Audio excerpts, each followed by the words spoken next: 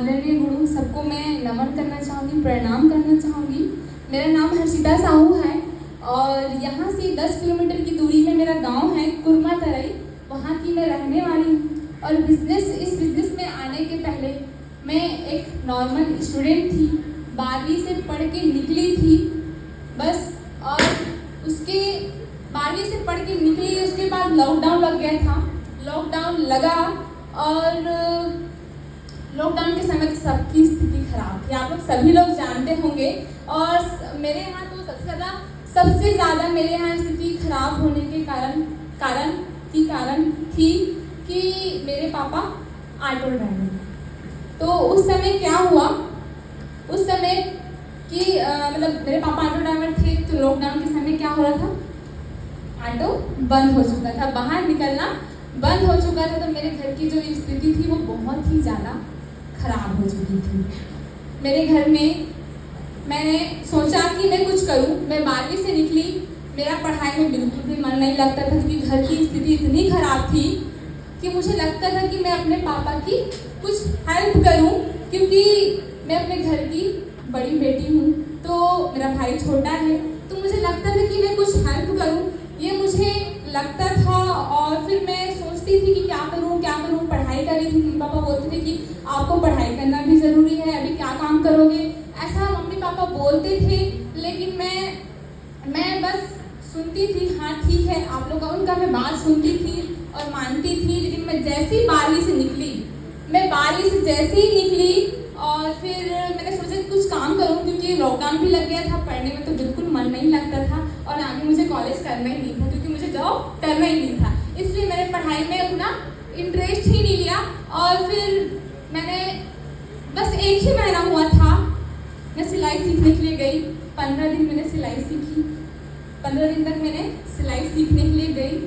और उसके बाद मेरे घर में सिलाई मशीन लाई, क्योंकि सीख गई थी, सिलना ज़रूरी है, सीखे किस लिए हूँ। तो फिर मैंने लाया सिलाई मशीन, मैं अपने घर में लाई। बस 1 ही महीना मैंने वो सिलाई मशीन चलाई, 1 ही महीना। सर मेरे घर में आए, मिस्टर आदरणीय मिस्टर GS साहू सर के सामने मैं जोरदार तालियां चाहूँगी। सर मेरे घर में आए और आज आप लोगों ने प्लान देखा हो, वही प्लान मुझे दिखाए। मुझे प्लान तो नहीं दिखाया था क्योंकि मुझे बच्चे समझ रहे थे। मैं एक बच्ची थी, मेरी 18 साल की थी जब मेरे घर ही, लेकिन मैंने डिसीजन लिया। मम्मी को मुझे लगा कि ये एक प्लेटफॉर्म है जिससे मैं अपने सपनों को पूरा कर सकती हूँ, क्योंकि मेरे सपने बहुत बड़े थे। क्योंकि मैं भोपाल में रहती थी, सिटी में मैं पली हुई हूँ।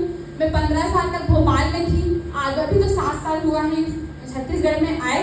तो मैंने देखा कि यही एक प्लेटफॉर्म है जहाँ से मेरी ज़िंदगी बदल सकती है। ये मैंने सोचा। मम्मी पापा को मैंने पूछा नहीं, आजकल के स्टूडेंट लोग पूछते हैं ना कि बोलते हैं, हम लोग जाते हैं लोगों के पास तो बोलते हैं मम्मी को पूछ के बताएंगे, पापा को पूछ के बताएंगे, ये बोलते हैं। लेकिन पढ़ाई के लिए पूछते हो क्या, मेकअप करने के लिए पूछते हो क्या? लड़कियों को बोल रही हूँ, लड़कों को बोल रही हूँ, अगर आपको मूवी देखने जाना है तो पूछते हो क्या? नहीं पूछते हो। लेकिन हाँ, अगर हमारी करियर की बात आती है तो हम मम्मी पापा को पूछते हैं। भाई आपको अपना करियर बनाना है ना, तो डिसीजन कौन लेगा? आप लोगे ना। यहाँ पर ज़्यादा स्टूडेंट, इसलिए स्टूडेंट लोग को मैं बोल रही हूँ, मैं भी स्टूडेंट हूँ, इसलिए मैं आपको बताना चाह रही हूँ कि मैंने डिसीजन लिया, मैंने खुद अपना डिसीजन लिया। मम्मी पापा को मैंने बताया कि मुझे इसमें काम करना है, मुझे अपना सपना पूरा करना है। तो यही एक प्लेटफॉर्म है, क्योंकि और दूसरी जगह मेरा सपना पूरा हो नहीं सकता, क्योंकि मेरी स्थिति इतनी खराब थी कि मैं बाहर और कोई बड़ा व्यापार करके और पैसा लगा करके मैं अपना सपना पूरा कर सकूं। मुझे ये प्लेटफॉर्म दिखा, मैंने करना स्टार्ट किया, अभी तक रुकी नहीं हूँ, लगातार काम कर रही हूँ। स्ट्रगल तो बहुत आए, बहुत सारी तकलीफें आई और अभी भी तकलीफ आई रही है। अभी 10 दिन पहले मेरा एक्सीडेंट हुआ है और अभी भी पैर में मोच है, फिर भी मैं आई हुई हूँ। तकलीफें बहुत सारी आई, लेकिन चलती गई। अचीवमेंट की मैं बात करूँ दोस्तों, तो अचीवमेंट मुझे बहुत सारा मिला यहाँ से, जो मैं कभी सपनों में भी नहीं सोची थी। सबसे पहला अचीवमेंट मेरा रहा है, स्कूटी मैंने परचेज किया।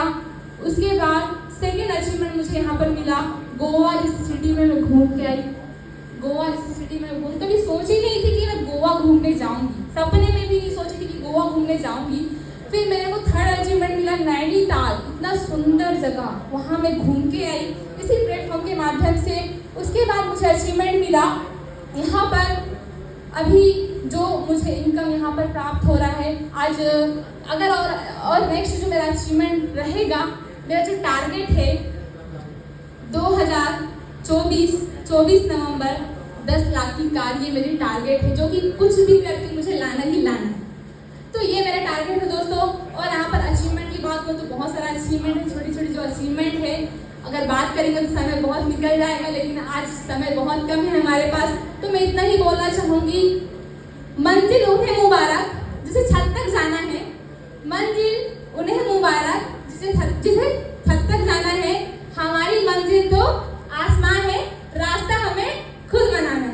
तो दोस्तों मैं आप लोगों को बोलना चाहूँगी, ये बहुत अच्छा प्लेटफॉर्म है जहाँ हम अपना सपना पूरा कर सकते हैं। लोगों का सपना पूरा हो रहा है, अगर आप चाहेंगे तो आप अपना भी सपना पूरा कर सकते हैं।